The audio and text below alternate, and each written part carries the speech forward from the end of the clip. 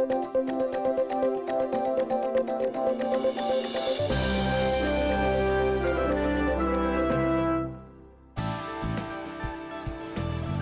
United States Navy operates around the world, ready at all times to defend our country with combat-ready naval forces.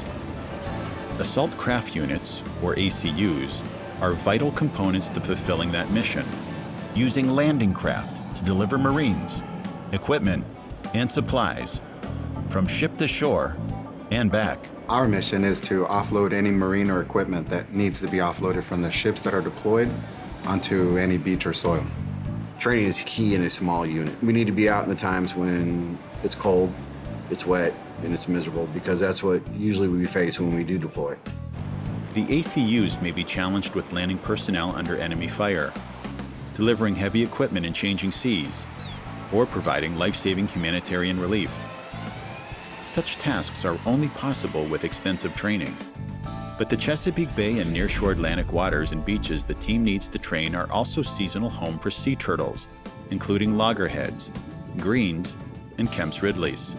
It's a heavy use area for the Navy, and it's also really important developmental habitat for some of these sea turtle species. In order to reduce any potential impacts on the turtles, the Navy has mitigation strategies in place that all teams are required to employ during training.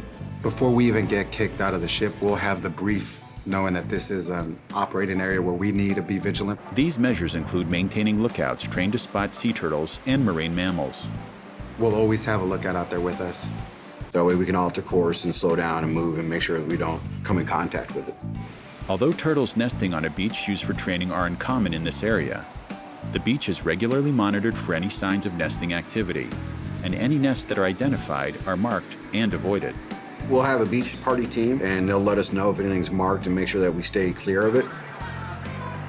Making sure these efforts are effective and finding ways to improve mitigation requires ongoing commitment to research in order to build a better understanding of when sea turtles may be in the area and how they're using the shared environment. It's been a really important priority over the last couple years to track them in multiple ways and multiple species to see where they're going, how long they're staying, and then the Navy can use that as a tool to develop potential mitigation measures or to even just assess how big its impact might be in general. Collecting data on sea turtles is often achieved through satellite tagging.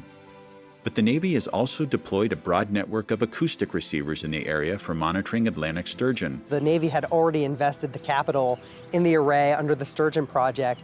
So really for the turtles, all we had to do was ramp up purchasing some tags that we can put on them and find a partner in the area that we could work with.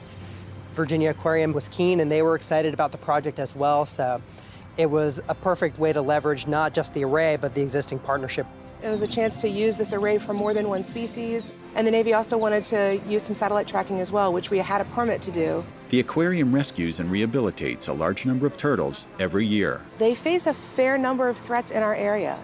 Boat strikes are pretty common, entanglement in fisheries are fairly common, and then we also do see some disease, and cold stunning is another possibility. Many of these turtles are returned to full health and can be tagged and tracked when they're released into the wild.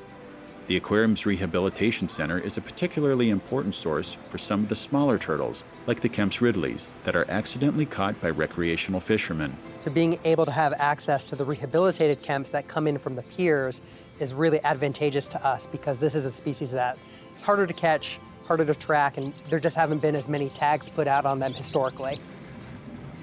Because rehabilitated turtles may behave differently after release, the aquarium goes out to capture wild turtles in the early spring when the water is cooler. I said 75 yards, 1 o'clock. And these cold-blooded turtles are slower to swim away. As the summer progresses and it warms up, it's a little bit harder to catch these animals. Yay, we caught the elusive shirt. Actually, it's a lot harder to catch these animals. Whether wild caught or rehabilitated, all turtles get a complete medical workup before being tagged and released to the wild. Notch to notch is 36.4. We take blood, we measure the animal, we do a good exam on the animal. Then we tag it and let it go.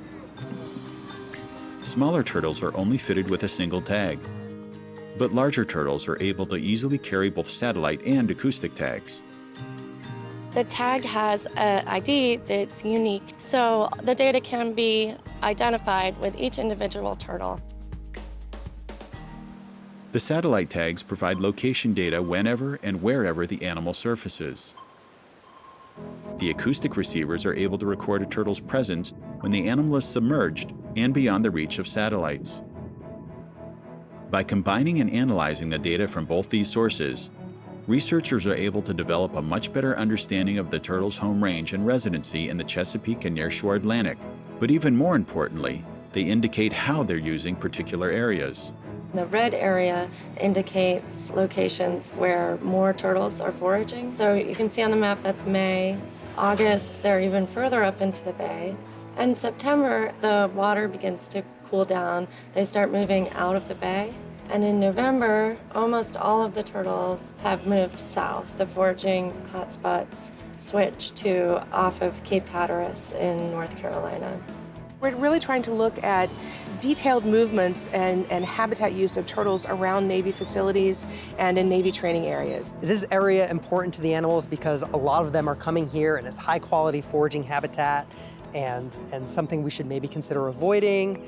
Or is it a place that they're just passing quickly through on their way to foraging sites and maybe only spending a few weeks a year there as they pass through? It's projects like this that allow the Navy to answer these questions and continue improving their environmental protection and mitigation efforts. From the very beginning, even as young sailors, we're always being told you got to watch out for the sea mammals and turtles so that we can avoid them. Right in front of you, buddy. Go for it. I really believe the Navy is being a true steward of the environment by wanting to know when these turtles are in areas and when they might impact them, and then be able to mitigate those potential impacts. It's a great project because it hits multiple goals and really fits in well with the other suite of projects we're funding. It's really a project that makes the Navy's monitoring program stronger overall.